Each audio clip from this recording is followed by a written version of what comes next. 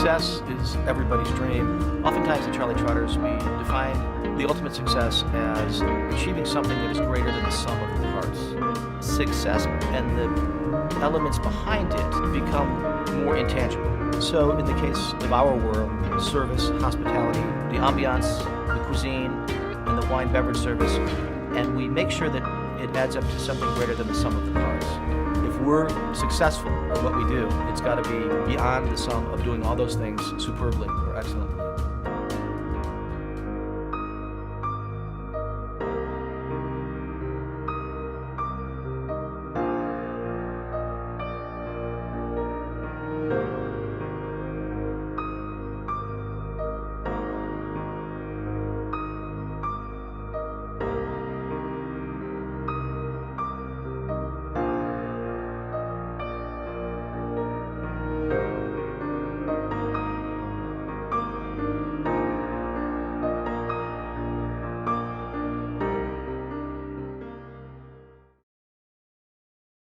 You know, actually, when you think about it, fine dining is probably the most accessible of all of the luxury experiences available.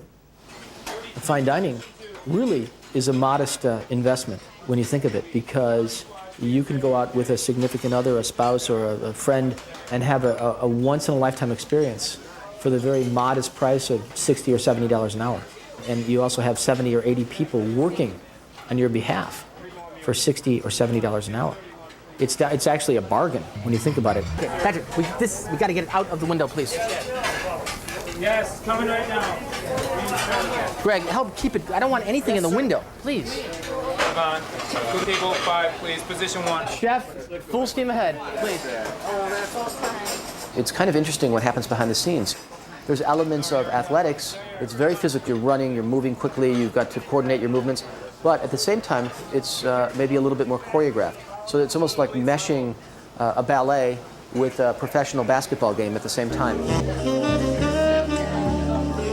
While we certainly look to Western Europe, that is to some extent France and Italy and Spain, simultaneously I'm actually more drawn to sort of an Asian minimalist approach. That is pristine, pure seafood and vegetables that are barely cooked and no cream or butter, and food that is sensually satisfying, but is at the same time very light and clean and very healthy.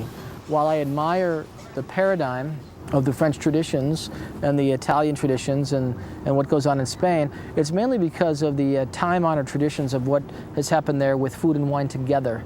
And so I look at certain combinations that have existed historically, from Escoffier to Fernand Point to Bocuse and beyond, and how these things came together, but mainly how they work with wine, because we have an extraordinary wine collection and we place a big emphasis on food and wine pairing.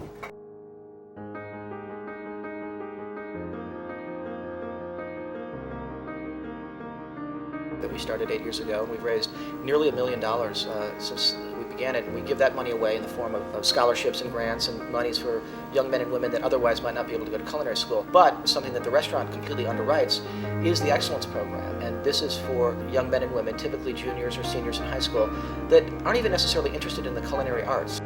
Each school can determine who they'd like to send. Some schools send honor roll students, other schools send problem students. Here comes the state champion wrestling team. Maybe 20% of these lovely young folks are in foods classes or do intend to go into this field.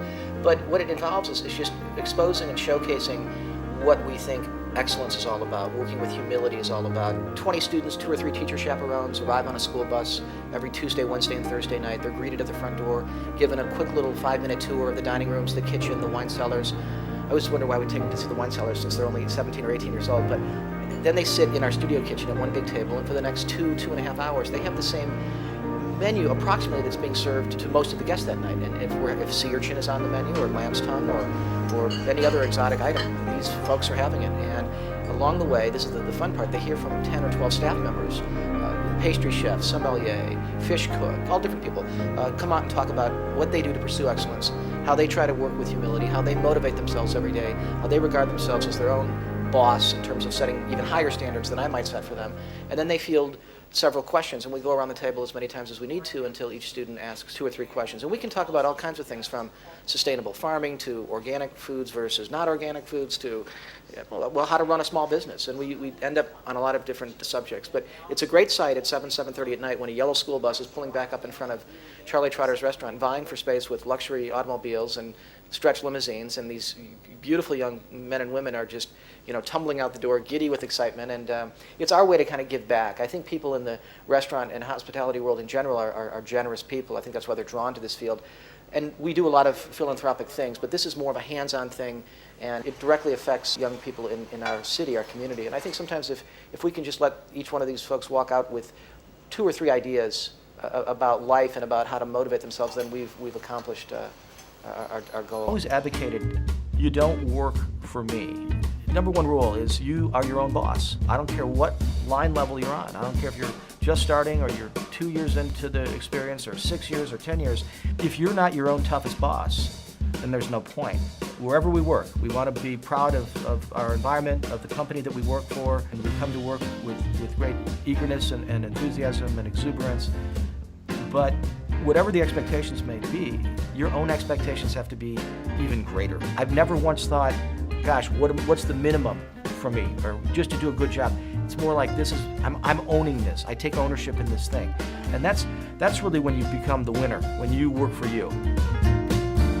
We thrive on a different kind of mindset, which is basically, you've heard the expression, I'm sure, if it ain't broken, don't try to fix it. We stand that model on its head and we say, if it ain't broke, break it. Even if you're doing it quite nicely, superbly, in a very refined way. And just because it's working doesn't mean it's always right. So sometimes you have to reevaluate and stand the thing on its head. Change the paradigm, change the model. The results will be stunning. If it seems too perfect, then it probably is. So find another way to make it different. It's obviously essential to be a student all your life. You never know it all. You never learn it all. You could be doing something for years and years and say, I'm very good at what I do. I'm very happy and I'm doing a good job and I'm making the company proud, I'm making the team proud.